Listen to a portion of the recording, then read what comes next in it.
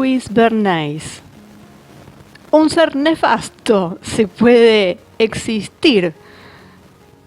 Algo peor que este sujeto dentro de lo que es su tarea, lo que fue su tarea, ¿no?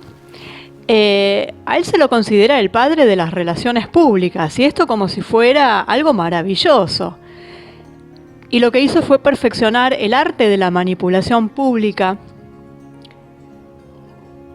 y mucho más que eso, como vamos a ver. Tenía unas habilidades para manipular al pueblo estadounidense, que fue donde aplicó sus conocimientos. Realmente fueron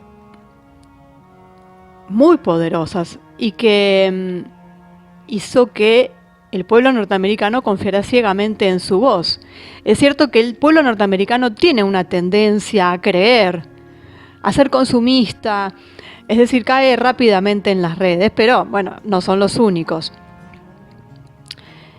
Él a través de las campañas se convirtió en el vendedor más exitoso del siglo XX, porque se dedicó a eso. Él tenía como clientes a grandes empresas, al Estado mismo. Y lo que hacía era vender sus productos o venderlos directamente a ellos, ¿no? A políticos y demás. Era un asesor. Y su carrera la desarrolló en Estados Unidos, pero nació en Austria en 1891, en una familia judía. Y era doble sobrino de Sigmund Freud. Y ahí ya vamos atando cabos, ¿no? Porque la familia Freud, toda la familia Freud era nefasta. Y este señor era sobrino doble. Claro, dirán, ¿cómo es esto? Bueno, la madre de Bernays, Anna, era hermana de Freud, de Sigmund Freud. Y el padre de Bernays era hermano de la esposa de Sigmund Freud. Es decir, de Martha Bernays Freud. Entonces, entre la mente del propio Bernays y tener este tío que le dio bastantes herramientas también para manipular, claro, salió una bestia demoníaca terrible. Y bueno, la familia Bernays se mudó a Estados Unidos poco después de que Edward naciera.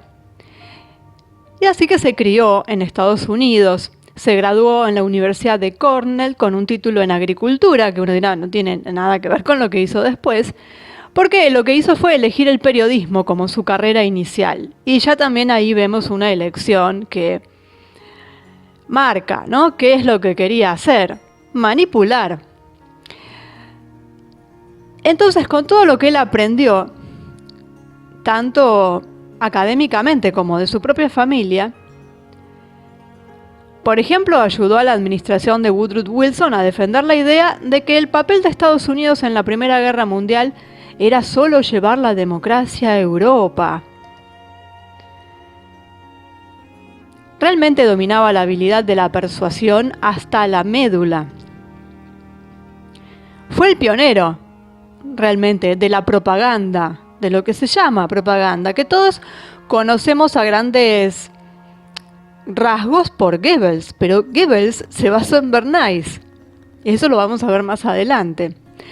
Bueno, a él le gustaba escribir y publicaba libros hablando de todo esto. Y en 1928 publicó su obra que, como podía llamarse, Propaganda, donde mencionaba la importancia de las relaciones públicas, él le llamaba así, como una necesidad y no como un truco simplemente.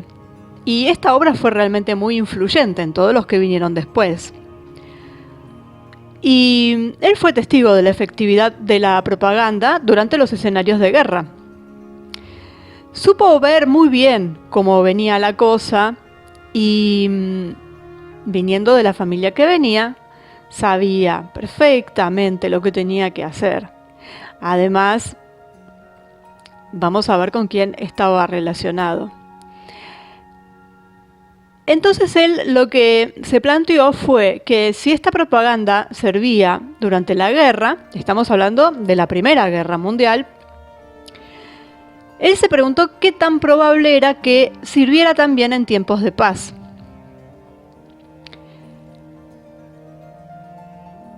y la utilizó en una amplia gama de temas para persuadir al público, y siempre se inspiró en temas de psicología y ciencias sociales para hacer esto. Creía que al comprender el mecanismo, el motivo y el funcionamiento de la mente humana, se podía influir fácilmente en las masas. Y científicamente se refirió a esta técnica de lavado de cerebro, porque eso es lo que es, o formación de opiniones, le podríamos decir, como muchas veces solemos escuchar por ahí, cuando en realidad están hablando de lavado de cerebro. Él lo llamó la ingeniería del consentimiento, y creo que está todo dicho. Y decía que esto era porque un enfoque de ingeniería facilita el análisis situacional. Entonces, mediante la aplicación de principios y experimentos científicos, se puede convencer fácilmente a las personas para que apoyen cualquier cosa, desde una idea, un programa. Y justamente como las relaciones públicas forman parte de la sociología, Bernays sabía muy bien que un individuo es una célula formulada en una unidad social. Y al afectar su parte subconsciente se puede derivar una respuesta automática del organismo que luego se puede observar. Y su conocimiento sobre la sociedad y sus patrones de comportamiento social lo ayudaron a ganarse a la gente con su nefasta propaganda. Además, utilizó el estudio de las ciencias filosóficas para desencadenar los instintos de las masas. Su visión era la de una sociedad utópica, donde los individuos son impulsados por sus deseos biológicos, energías emocionales y psíquicas y finalmente sus instintos. Y considero estos rasgos como impulsos animales que pueden ser potencialmente peligrosos para la sociedad si no se igualan. Además, Bernays describió a las masas como irritantes, impulsadas por deseos e instintos de rebaño, que pueden caer fácilmente presa de los viciosos motivos de los intelectuales hábiles que las persuaden. Por lo tanto, según él, la psicología de masas y el psicoanálisis pueden ayudar a las personas a desarrollar mejores habilidades de persuasión que podrían impulsar la intención, ya sea beneficiosa o desfavorable. Bernays directamente manipuló un país a través de su propaganda. Y a través de ese país, al que todos miraban, también influenció en los demás. Y tenía una impresionante lista de clientes, que van desde los medios de comunicación como CBS hasta clientes corporativos como Cartier, American Tobacco Company y Procter & Gamble. Incluso manipuló a los políticos, para que manipulen a las masas. Y, por ejemplo, en el caso de los políticos, cambió la severa imagen pública del presidente Calvin Coolidge al organizar desayunos con panqueques y conciertos en la Casa Blanca en los que participaron varios artistas de Broadway. El evento obviamente tuvo una amplia cobertura mediática bajo el título "El presidente casi se ríe". Y con este apoyo de Bernays, el presidente Calvin Coolidge ganó las elecciones de 1924.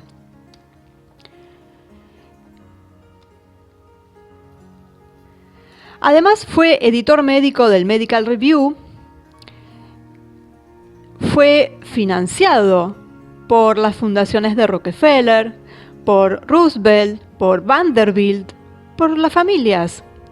Estaba dentro de la camarilla, obviamente, porque necesitaban a alguien que manipulara a las masas, y este señor nació ya manipulando. También trabajó en el Comité de Información Pública en la Oficina de Asuntos Latinoamericanos para generar apoyo para la Primera Guerra, sobre todo de las empresas que operaban en Latinoamérica. Y ahí lo vemos, realmente era un pulpo, porque tenía acceso a todo y funcionaba y trabajaba en los lugares más disímiles que podía haber. Abarcaba todo. Y por ejemplo, fue el que convenció a las masas de que el tocino y el huevo eran el verdadero desayuno americano. ¿Cómo? Mediante las publicidades, mediante las películas, en donde se ve a la familia, la típica familia norteamericana, desayunando lo que siempre nos mostraron y que todo el mundo creyó que eso era algo cultural, que traían vaya a saber desde qué generación y que así desayunaban ellos. No, pues fue un invento del señor Bernays, que convenció a los propios norteamericanos de que ese era el desayuno que ellos tenían. Y lo que hizo fue convertirlos en obesos, llenos de colesterol, con problemas cardíacos. Y después, a través de las películas, eso llegó al resto del mundo y la gente pensaba que ese era un buen desayuno. Un desayuno completo, que te daba fuerza. Y claro, porque en las películas el jefe de familia después salía a hacer rudas tareas y compraron eso y todo el mundo compró eso porque claro, además nadie estaba al tanto del tema del colesterol y de todo lo demás. Enfermó a generaciones enteras de norteamericanos y de otros países, también aquellos que miran a Estados Unidos como el faro del mundo y copian hasta la cosa más insignificante. Así que fue un creador de mitos, podríamos decir, de mitos que sabía que la gente iba a comprar y que las iba a aplicar. Y bueno, tenía entre sus clientes, como ya dije, a la Tobacco Company, entonces él promovía el tabaco para las mujeres, porque era el nicho que quedaba de ventas, estaba vacante. Las empresas tabacaleras se perdían muchas clientes porque, claro, las mujeres que fumaban en público en esa época se consideraba algo tabú y las compañías tabacaleras querían aumentar la venta de cigarrillos. Y para eso entonces necesitaban que las mujeres compraran, porque ya los hombres fumaban bastante. Entonces les tenían todo un sector nuevo por explotar. Entonces, para llegar a un resultado positivo, Bernays, ¿qué hizo? Consultó con un psicoanalista, que citó que los cigarrillos simbolizaban antorchas de libertad para mujeres cuyos deseos femeninos estaban reprimidos por su papel en el mundo modernizado. Hoy dirían el famoso patriarcado. Pero bueno, les vendieron las antorchas de la libertad. Entonces, el domingo de Pascua de 1929, Bernays organizó un desfile en Nueva York, pidiéndole a un grupo de mujeres que fumaran cigarrillos como antorchas de libertad. Y además jugó con temas complicados, diciendo que servían para adelgazar, que servían para la belleza femenina, que aumentaban la belleza femenina, es decir, que tenía múltiples funciones, que incluso calmaban la garganta, casi era una panacea. Y lo que hizo fue popularizar como una necesidad social entre las mujeres el hecho de fumar, porque además representaba el feminismo también. Creían que porque estaban fumando habían ganado no sé cuántos derechos, ¿no? ¿Por qué? Porque se igualaban a los hombres que fumaban. La tenía muy clara en cuanto a lo que era la psicología de las masas. Por supuesto que a su mujer le prohibió fumar, porque quizás sabía que fumar era perjudicial para la salud. Así que lo que él promulgaba en su casa no sucedía, porque sabía muy bien que lo que hacía era no solo mentir, sino que estaba produciendo daños. Incluso promulgaron como algo beneficioso que las embarazadas fumaran. Y ahí vemos la agenda.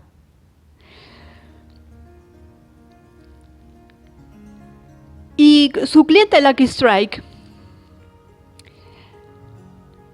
tenía un problema, que no quería cambiar el color verde de los atados de cigarrillos, que en ese momento eran verdes, y las mujeres resulta que no lo compraban porque el verde no estaba de moda.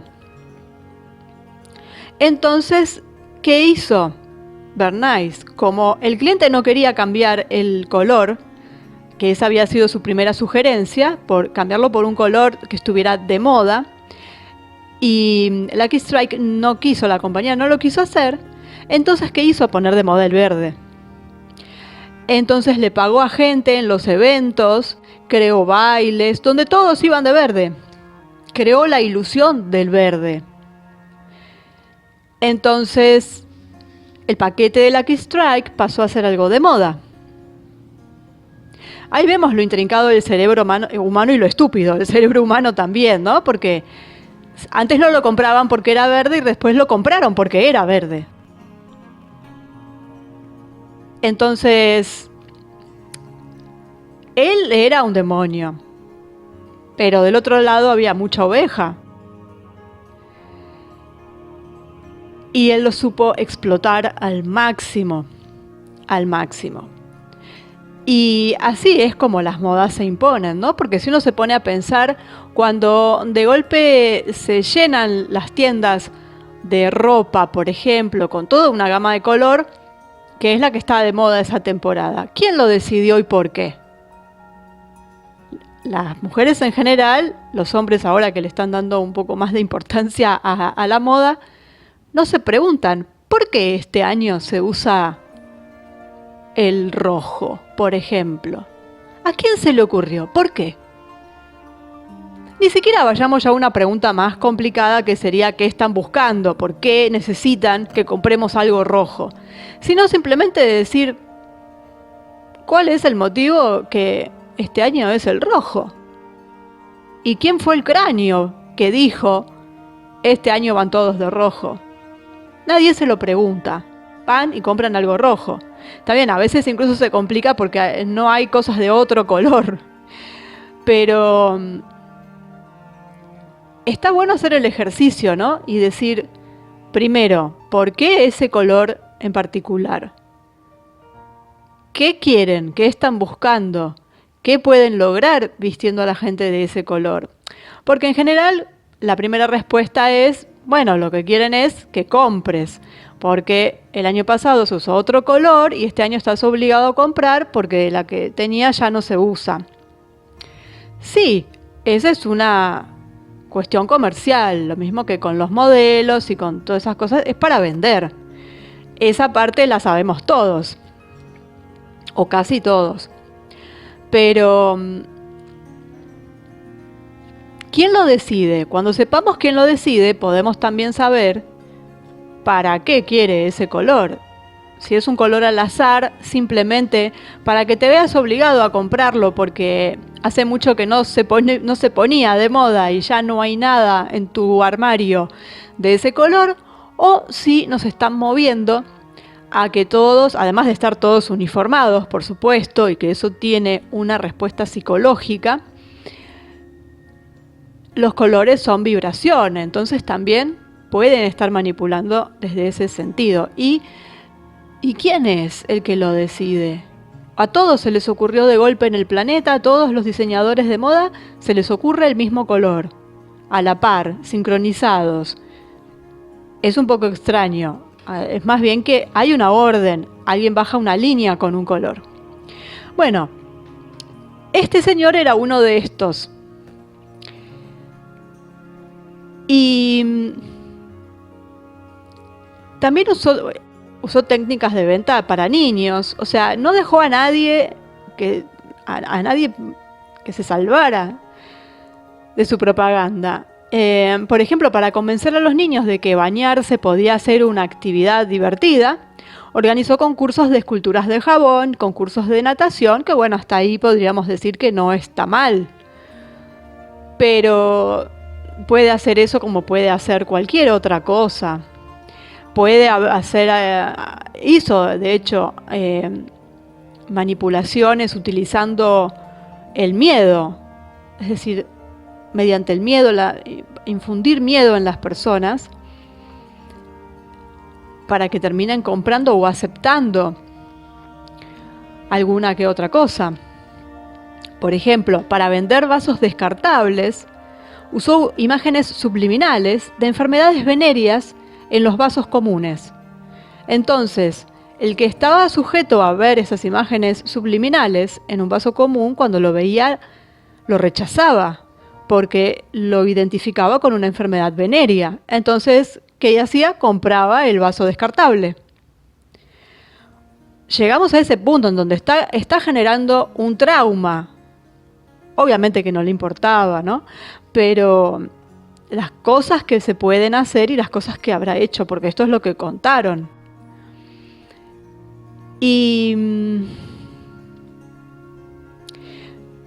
esto es lo que se refiere a corporaciones, a cuestiones comerciales puramente de empresas, pero además fue asesor de políticos, por ejemplo de Hoover o de Coolidge, como habíamos dicho.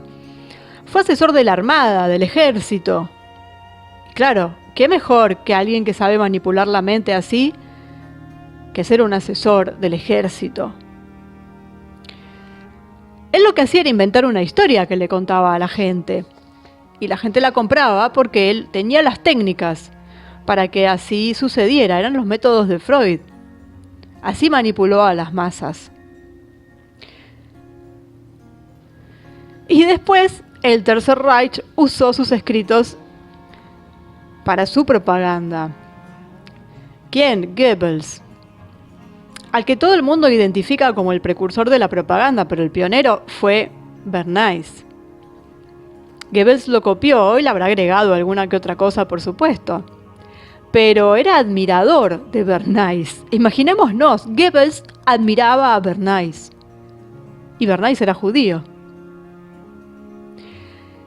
Y algunos dicen que Bernays se sorprendió de que los nazis estuvieran usando sus libros en una campaña destructiva contra los judíos. Pero, por un lado, pueden pasar dos cosas, ¿no es cierto? Por un lado sabemos que los nazis tenían esa relación con los sionistas, por la cual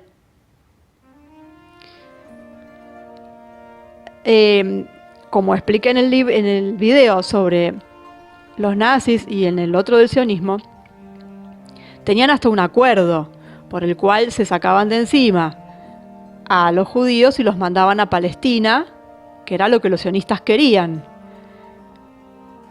Y los judíos alemanes no querían, porque se consideraban alemanes, y ahí fue donde empezó el problema más grande. Además de, bueno, estar recibiendo ayuda económica y ayuda de todo tipo de las propias empresas que también contrataban a Bernays. Así que por ese lado no debería haberse extrañado, o quizás no se extrañó y simplemente nos cuentan que sí. Y por otro lado, en todo caso, es una especie de boomerang. El mal que se hace vuelve.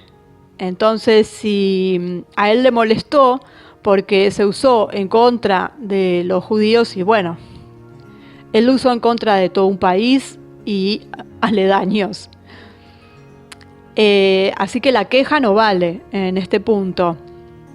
Es muy gracioso que alguien tan nefasto y tan demoníaco se venga a quejar de que le copiaron los métodos. Realmente mueve a risa. Porque realmente lo que él hizo fue envenenar no solo la mente, sino el cuerpo de la gente. Explotar a la gente. Y eso tiene que ver también con lo que hace el psicoanálisis. Es decir, todo lo que está hurgando en nuestra mente, en nuestro cerebro, es muy peligroso. Y cuando cae en manos de esta gente, nada bueno puede salir de ahí. Y hoy por hoy se lo considera el número 1 de las relaciones públicas. Y es como siempre, ¿no? Se olvidan del resto. Es como todos estos personajes pasaron a ser casi héroes.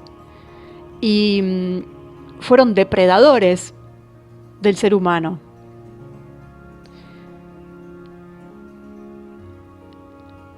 Así que, bueno, el señor que se quejaba de que Goebbels lo había plagiado de alguna forma, habrá sido consciente de lo demoníaco que era él. Uno lo pone al lado de Goebbels y realmente mínimamente están a la par. No sé ya quién gana. Creo que Bernays gana en Nefasto. Quizás por muy poco, pero él hizo lo que Goebbels, pero en tiempos de paz. Y claro, no se lo ve tan mal porque fueron campañas publicitarias y después, claro, la gente iba sola a comprar los cigarrillos. Es el famoso consentimiento y persuasión para que la gente vaya sola a hacer lo que ellos quieren, pero a lo que no te obligan. No, simplemente te lavaron el cerebro.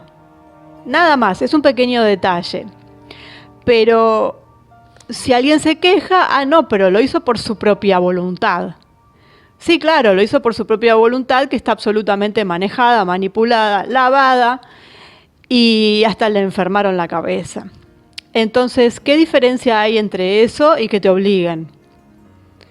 Simplemente que no se nota. Pero es lo mismo. Entonces, este señor, que también debería estar pudriéndose en el infierno con unos cuantos más, muchos más, aquellos que lo veneran como el primer relacionista público, publicista, periodista, bueno, todas cosas que realmente no voy a generalizar, porque los hay buenos, los hay buenas personas, ¿no? Porque buenos quiere decir que alcanzan su objetivo. Este alcanzaba su objetivo en demasía. Pero hablemos de que, bueno, hay algunos que son buenas personas, pero sí, pero ya cuando empiezan con esto, es como entrar en la masonería prácticamente. De golpe se dan cuenta de lo que les están enseñando y de lo que deberían aplicar y entonces abandonan, gracias a Dios. Y en otros casos ya ni se dan cuenta siquiera. Algunos lo hacen porque son malditos y les encanta, entonces se gradúan con honores, y otros se ven envueltos en esto y ya no se dan cuenta de dónde quedaron atrapados. Y ahí los vemos al día de hoy. Vemos las publicidades que son realmente nefastas, todas, no se salva ninguna. De lo que podemos ver, ¿no? Porque mensajes subliminales y eso sabemos que existen, pero no los podemos identificar, porque así funcionan. Pero cualquiera que veamos son patéticas las publicidades en todas partes del mundo. Las relaciones públicas, bueno, también digamos que son muy escabrosas. Y el periodismo ya vemos lo que es. Antiguamente quizás había menos, es decir, había alguno que otro se salvaba. Hoy por hoy ya no se salva a nadie. Ni siquiera a los que hoy en día pareciera que están fuera de ese sistema, simplemente parece. Quizás tengan un poco de conciencia y se separen un poquito, pero hasta ahí no más, porque más no les conviene. O quizás, como dije antes, ni se den cuenta y se crean que realmente están siendo paladines de la justicia, pero están siendo útiles también al sistema, porque algunas cosas las dicen, pero otras las tapan. Entonces, simplemente que porque digan 2 o 3 cosas, no son paladines de nada, porque están ocultando el resto. O lo están utilizando como para que la gente diga, qué bien, tal periodista sí que dice las cosas. Y lo tienen en una buena, digamos, se los considera buenos periodistas que no están dominados, que no están pagos y demás, y en realidad están buscando como objetivo justamente eso, la aprobación del público, porque, bueno, o se van a meter en política o quieren escalar un poco más dentro de su profesión o llegar a puestos directivos, o se van dando cuenta que les puede ir mal si la cosa se da vuelta, entonces para quedar bien parados. Pero en definitiva, ninguno dice la verdad al 100%. Entonces realmente este señor era todo eso junto. Más manipulador, bueno, utilizador de métodos de psicoanálisis, sobre todo los que tenía su doble tío, que son de lo peor. Y que además, bueno, su tío es un tema aparte, ¿no? Porque era otro ser nefasto. Pero bueno, ahí tenemos entonces de dónde viene la idea de que el desayuno norteamericano es lo que es, que además allá creo que no se lo considera bueno, pero hasta hace muy poco se lo consideraba fantástico. De dónde viene que las mujeres fumen y encima se crean libres por eso. Una ilusión totalmente tonta, que no por fumar se es libre. Al contrario, se es presa de un vicio. Y no es por esto es de mojigata ni nada. Fumar o no fumar no cambia que sea un vicioso, pero se es esclavo. Y además es perjudicial para la salud, como incluso dice el propio paquete. Que no sea tanto como dicen, bueno, después viene toda esa discusión, bueno, sí, podemos entrar en esa discusión, vaya uno a saber, pero bueno, hay cosas que no son como las plantearon, mucho menos que a uno la vuelven más bonita porque sabemos que hace mal a la piel, que ayuda al dolor de garganta porque sabemos que la irrita, es decir, por lo menos los argumentos que dieron eran absolutamente lo contrario. Bueno, ni que hablar de los vasos descartables, cómo es que se llegó masivamente. Simplemente porque se identificaba a los vasos comunes con enfermedades venéreas, gracias a este señor. Y muchísimas cosas más que obviamente no sabremos, porque esto es lo que se pudo contar. ¿Qué otras cosas habrá hecho? Imaginémonos además como asesor de ejércitos, de presidentes.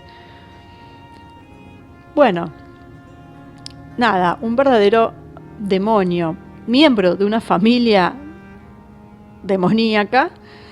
Y ahí está, hoy en día es considerado el número 1.